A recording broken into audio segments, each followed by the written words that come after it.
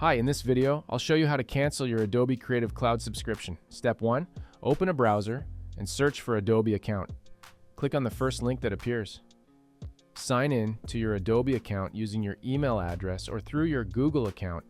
Once logged in, go to the third option at the top labeled Plans and Payments, then click on Plans. Currently, I have a Creative Cloud All Apps subscription with 100 gigabytes. To manage your plan, click on Manage Plan at the bottom of the page. This will provide an overview of your subscription details and what you're paying for.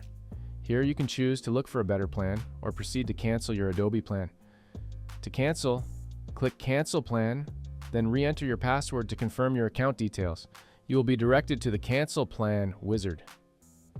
First, you'll need to provide a reason for canceling your plan. Choose any applicable option and click Continue at the bottom right. Next, you will be presented with a pop-up offering to change your plan. Click No Thanks. The details page will then outline what canceling your plan will entail and the benefits you will lose, such as cloud storage and access to apps. Review these details and click Continue.